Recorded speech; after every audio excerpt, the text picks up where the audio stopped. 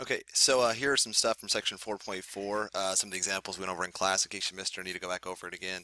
So the first part here is asking us about included side or included angle between given sides. So for example, one MT is the side we're talking about here,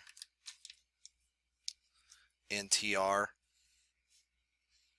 Those are the two sides we're looking at. So the included angle there actually is this angle here, angle MTR, because that's the angle that's formed by those two sides. Okay. And then on 10 through 15, it's just a matter of like knowing if they're congruent or not.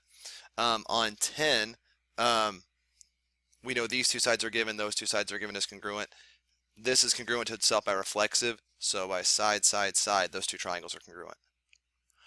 11, let me zoom in on this guy a little bit here.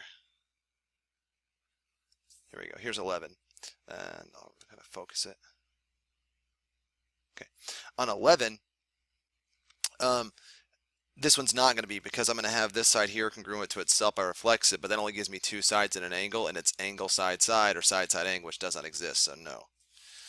This one here, we have reflexive property with KJ, so it's congruent to itself, so side angle side. Same thing with 13. 13 we have reflexive, or we have vertical angles. So by the vertical angles being congruent, that gives us again side angle side.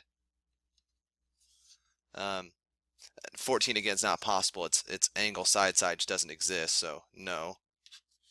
And then number 15 is side side side because you have sides that sides that they share, and then the two pairs of sides also listed there. So you have side side side. All right, and then kind of jump into some of the proofs. Just do a couple of them because of time considerations. So this one here, let me zoom out a little bit. Okay. This one here, with this proof, we're trying to prove that segment BC is congruent to segment DA. How we're going to have to do that is we have to show that these two triangles are congruent first, which they were actually pretty nice because they gave us a pair of angles and they gave us a pair of sides. So our two methods, side, side, side, and side angle side, we're looking probably going to use side angle side. So the question is, do we have another pair of sides that are congruent? And yes, we do. Okay, we have AC is congruent to AC. So in this case then, yeah, side angle side. So let's see here. Statements, reasons. One is given. BA is congruent to DC. Given. 2, angle BAC is congruent to angle DCA. Given. Now step 3 here. Side AC is congruent to AC by reflexive. Okay. And now I can say side angle side triangle. I got to be very careful with this. Let's say I do D first. D to C to A. That means I have to do B to A to C then.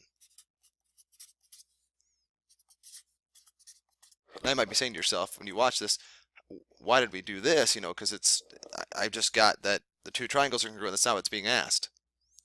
So here's what I have to do then. I have to state that the two triangles are congruent. So I can say then that BC is congruent to DA by corresponding parts of congruent triangles are congruent. Okay, and this is one of those things we use quite a bit. That once we've proven two triangles are congruent, we can prove other parts of the triangles are congruent. Okay. All right, and then, I don't know, one more here. Yeah, let's look at this one here. It's a good proof.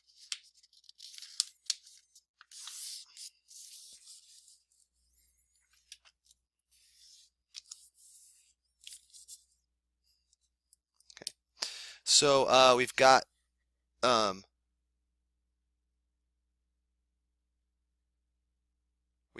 that. Well, they've already drawn out for us because they said BD is congruent as bisects AC, so we've got a DA and DC are congruent. We also have a reflexive property that BD is congruent to itself. Here's the real trick to this one though. It's the right angle. the fact that this angle is congruent to this angle because they're right angles. So we'll talk about how to say that, and then that gives me the two triangles are congruent by side, angle, side. Okay, so here we go. Excuse me. So 1, given. 2. Here's the part we have to state somewhere. We have to state that DA is congruent to DC. And that's just definition of bisector. Okay. Number 3 then, that's a side. Now we got to get an angle in there. Here's the thing, it's annoying. We have to do a two-part step here. I have to say angle BDA and angle BDC are right angles. Reason I know that is definition of perpendicular lines. And then I can say that angle BDA is congruent to angle BDC by all right angles are congruent. And then 5, my side is BD, so that's my angle. Here's my side. Oops, sorry, I'm running out of space here. BD is congruent to BD. That's reflexive property.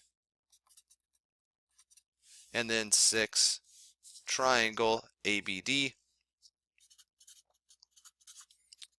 congruent to triangle CBD by side, angle, side.